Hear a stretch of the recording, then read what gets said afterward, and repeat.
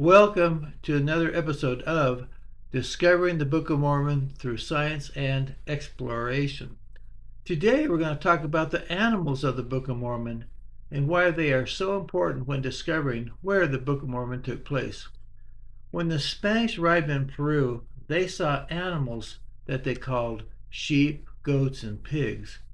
When the Jaredites and the Nephites landed in the same area, they saw the same animals and called them sheep, goats, and pigs. The animals they saw were actually camelids and the peccari, which have a similar appearance to animals in the Old World. It is common for people arriving in a new land to call the animals they find after similar looking animals back in their homeland. For example, when the Greeks first saw the hippopotamus, they called it the horse of the river.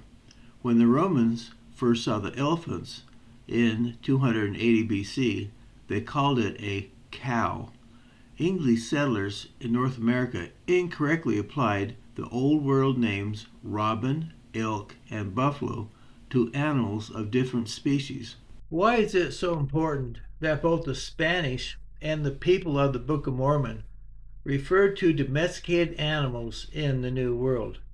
Ever since the Book of Mormon was published, critics have cited that domesticated animals did not exist in Central America or North America during Book of Mormon times.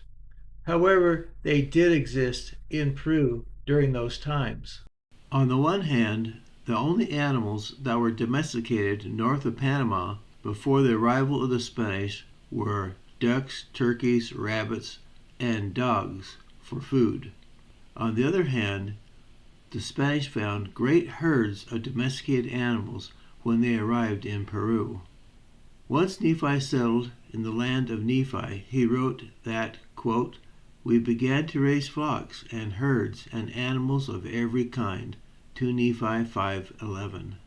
It is hard to determine exactly what animals Nephi saw in the Andes. Today there are at least 4 kinds of camelids: the llama, the guanco, the alpaca, and the wild pucuna. However, some hybrid species have become extinct, and the Spanish slaughtered the cameloids en masse.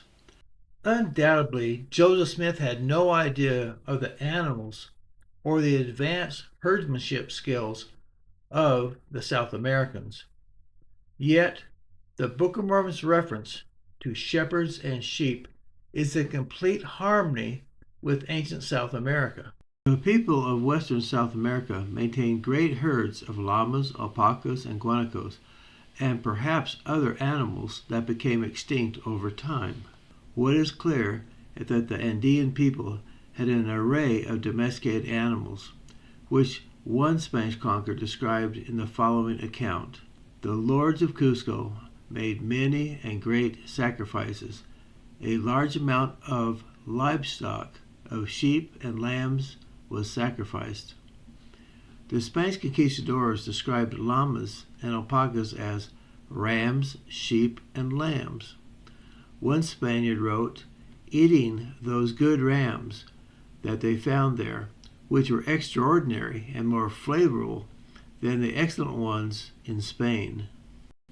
Nephi would have thought the same thing. Why are the camelids so important in discovering the lands of the Book of Mormon? Without an animal that could be referred to as a sheep, defending the Book of Mormon becomes problematic. Herds are mentioned 22 times in the Book of Mormon, sheep 14 times, shepherds 17 times, and flocks 63 times.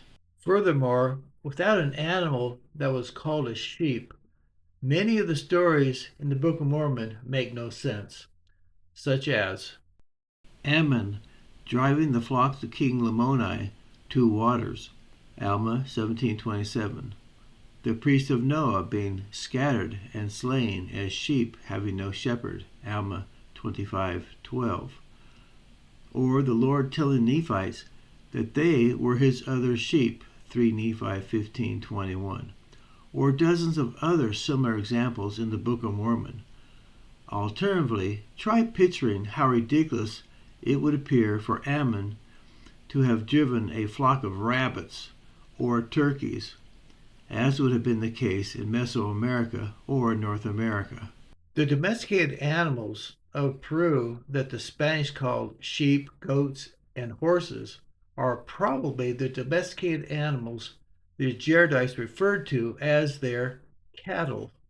Joseph Smith translated the Book of Mormon in 1829. Noel Webster's 1828 American Dictionary defines cattle as, quote, in its primary sense, the word includes camels, horses, asses, and a variety of domesticated horned beasts of the bovine species, sheep of all kinds, and goats. Not only were the Andean people the only herdsmen in the pre-Columbian New World, they were probably among the best anywhere in the world. Not only were their pasture lands meticulously divided and controlled to prevent the spread of diseases, but the animals were also watched over with great care. Father Bernarte Cobo wrote, in keeping these animals, great care was taken to assign herdsmen and foremen to count the increase in the flocks and the animals that died, and in contributing the people necessary for this purpose. The towns paid a considerable amount of their tribute. This domesticated livestock of llamas was one of the greatest riches that the Indians had. In order to conserve it so that it would always be on the increase, the Incas had ordered two very important things. First, any animal that caught caracha, a certain illness like mange or scab, which these animals often catch and may die of, was to be immediately buried alive and very deep, and no one was to try to cure the sick animal or kill it for food, and this was done in order to prevent the disease from spreading, for it was extremely contagious. Second, the females were not to be killed for sacrifice or any other reason. Owing to these measures, the vast number of these animals in the kingdom was incredible. Archaeologists have even found that the ancient people of the Andes healed the broken bones of their animals, showing how much they cared for their domesticated animals. When the Incas saw the Spanish horses, they called them big llamas. In reverse, when Nephi saw the llama, he probably thought that they were a small horse. Indeed, the llama played the same role in the Andes as the horse did in Palestine. The short-haired llamas were used in the Andes for people to ride. The long-haired llamas functioned as beasts of burden to carry heavy loads. Today, llamas are still used to pull carts. In ancient times, two llamas could have easily pulled a chariot. The wild animals Nephi described were probably the Andean deer, the pucuna, and the puma. That leaves only the Jaredites' elephants needing explanation.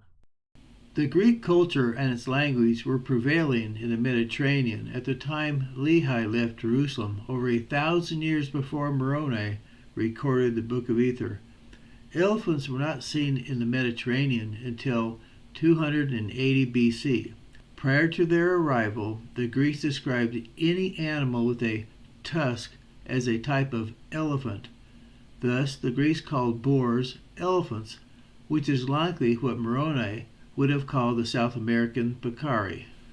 Another example of how the Book of Mormon only makes sense in South America is when the voice of the Lord promised to gather his people as a hen gathereth her chickens. 3 Nephi 10, 4-5. Chickens were found in pre-Columbian South America. However, they did not exist in pre-Columbian North America or Central America. Domesticated animals are important for another reason. We read in Genesis that God commanded his people to sacrifice the firstlings of their flocks. That is, animals from their flocks, not wild animals from the forest. If we are to believe that the people of the Andes were early Christian observers, then we would expect to find that they practiced animal sacrifices according to the laws of Moses. When the Spanish arrived, they observed the Incas still sacrificing sheep, compared to Mosiah 2:3. These were probably alpacas and llamas. They also sacrificed lambs and birds, compared to John 2:14. Santos recorded that the throats of the sheep and lambs were split in the presence of the Inca. Sarmiento also noted that the Incas sacrificed lambs, probably young llamas and alpacas. The Incas practiced animal sacrifices in a similar manner to how the Nephites did 2,000 years before. We read, "And they also took of the firstlings of their flocks, and that they might offer sacrifice and burnt offerings according to the law of Moses." Mosiah 2:3. Chavez de Leon noted that the traditional sacrifice of the Incas required a, quote, lamb of one color without spots, see Leviticus 3:1, and that they made great sacrifices according to their custom. They killed many animals, whose blood they sprinkled on the altars, where there were channels to make the offering, see Leviticus 3:2. The Incas held 3 ritual events. One was during the December solstice, the longest day of the year in the southern hemisphere. In one of the most authoritative texts, Avila refers to it as the Capacucha. During the ritual, tens of thousands of llamas were sacrificed. There is debate over why the animals were sacrificed, but one of the meanings of the word kucha is sin. Perhaps the kucha ritual was reminiscent of the sacrifice for sin or the sin offering that was practiced in ancient Israel. Numbers 15:30-31 or Leviticus 4:2.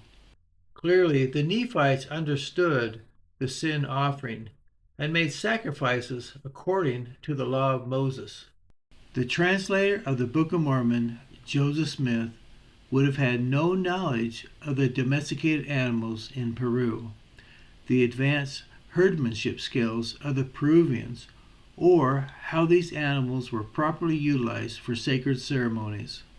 I believe this proves that the Book of Mormon is a true historical record, as well as a second witness of Jesus Christ.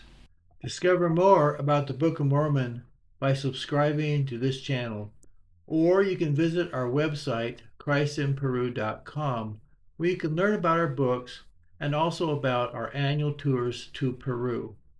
Thank you.